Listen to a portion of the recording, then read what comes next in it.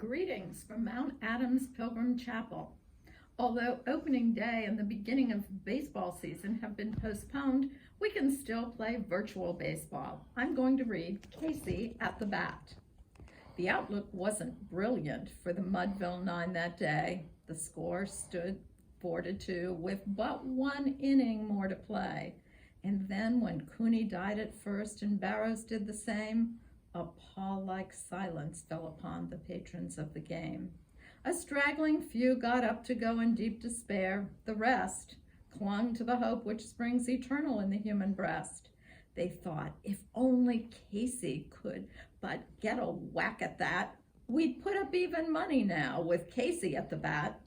But Flynn preceded Casey, as did also Jimmy Blake, and the former was a hoodoo while the latter was a cake.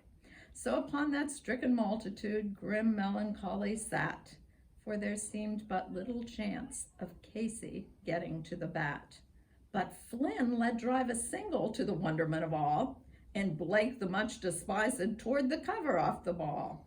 And when the dust had lifted, and men saw what had occurred, there was Jimmy, safe at second, and Flynn a hugging third. Then from 5,000 throats and more there rose a lusty yell. It rumbled through the valley, it rattled in the dell, it pounded on the mountain and recoiled upon the flat. For Casey, mighty Casey, was advancing to the bat. There was ease in Casey's manner as he stepped into his place. There was pride in Casey's bearing and a smile lit Casey's face. And when, responding to the cheers, he lightly doffed his hat, no stranger in the crowd could doubt 'twas Casey at the bat. 10,000 eyes were on him as he rubbed his hands with dirt. 5,000 tongues applauded when he wiped them on his shirt.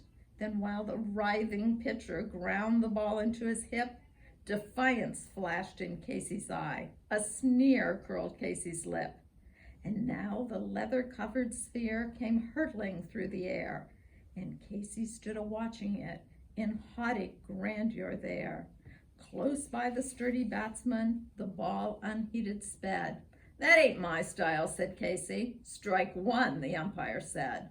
From the benches dark with people, there went up a muffled roar, like the beating of the storm waves on a stern and distant shore. "Kill him! Kill the umpire!" shouted someone on the stand, and it's likely they'd have killed him had not Casey raised his hand. With a smile of Christian charity, great Casey's visage shone. He stilled the rising tumult. He bade the game go on. He signaled to the pitcher, and once more the dun sphere flew. But Casey still ignored it, and the umpire said, "Strike two!" "Fraud!" cried the maddened thousands, and echo answered, "Fraud!" But one scornful look from Casey, and the audience was awed. They saw his face grow stern and cold. They saw his muscles strain, and they knew that Casey wouldn't let that ball go by again. The sneer is gone from Casey's lip. His teeth are clenched in hate. He pounds with cruel violence his bat upon the plate. And now the pitcher holds the ball, and now he lets it go. And now the air is shattered by the force of Casey's blow. Oh, somewhere in this favored land, the sun is shining bright. The band is playing somewhere, and somewhere hearts are light.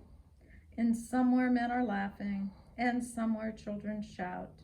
But there is no joy in Mudville. Mighty Casey has struck out. Stay safe, everyone.